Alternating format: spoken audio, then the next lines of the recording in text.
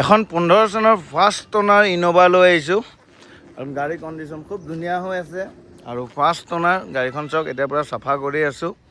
আৰু এইফালে আমাৰ গেটত সোমাওঁতে অকণমান দাগ অকণমান লাগিছে আৰু ইণ্টেৰিয়াৰ চাওক ধুনীয়া হৈ আছে গাড়ী আৰু এখন 1 লাখ টকা ডাউন পে'মেণ্ট দিলে ওলাই যাব। আপোনালোকৰ গাড়ী ডিটেইলছ দিম বাৰু। গৰম বহুত পৰিছে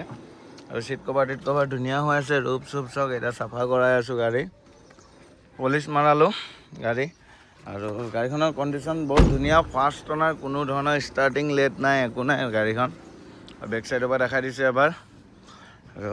এখন 1 লাখ টকা ডাউন পে'মেণ্ট দিলে ওলাই যাব আপোনালোকৰ আৰু গাড়ী দাম ৰাখিছোঁ আৰু গাড়ীখন এইটো চাইডৰ পৰা চাওক কিমান ধুনীয়া হৈ আছে আৰু টায়াৰ কণ্ডিশ্যন গোটেইকেইটা ভালেই পাব। এখন লোন কৰোঁ বুলি ক'লেও লোন হৈ যাব আপোনালোকৰ চিভিল ভাল হ'লে হ'ল আৰু গাড়ীখনৰ 2 পাৰ্ট চাবিয়ে পাব। গাড়ীখনত কোনো ধৰণৰ কাম নাই মিউজিক চিষ্টেম AC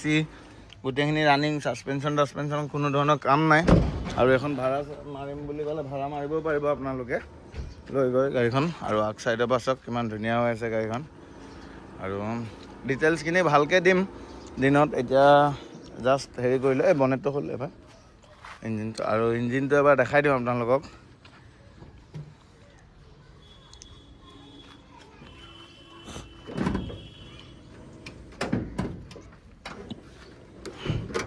ইঞ্জিন পূৰা এতিয়া পলিচ কৰিলোঁ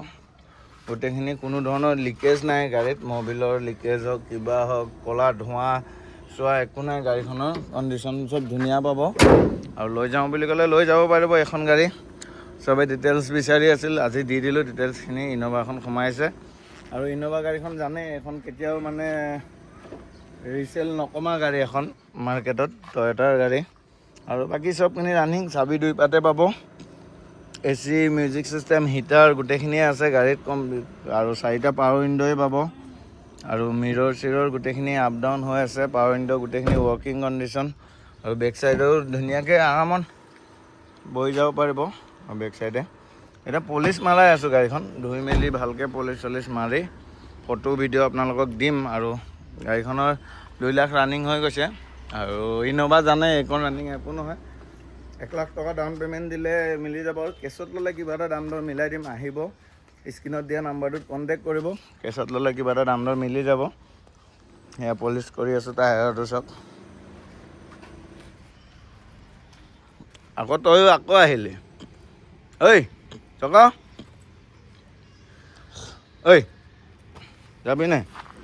আৰু এইফালে এখন ইগনিছখন আছিলে ইগনিছখন লেতেৰা হৈ আছে চাফা কৰিম বাৰু এইকেইদিন টাইম পোৱা নাই আৰু ডিজিআৰ এখন আনিছিলোঁ কমাৰ্চিয়েল এইখন এইফালে আছে বুকিং হৈ গ'ল কমাৰ্চিয়েল ডিজিআৰ এখন বুকিং হৈ গ'ল আৰু ইনোভাখন লাগিলে স্ক্ৰীণত দিয়া নাম্বাৰত কণ্টেক্ট কৰিব ভালকৈ আহিব মেকানিক লৈ চেক কৰিব পাৰে গাড়ীত কোনো ধৰণৰ কাম নাই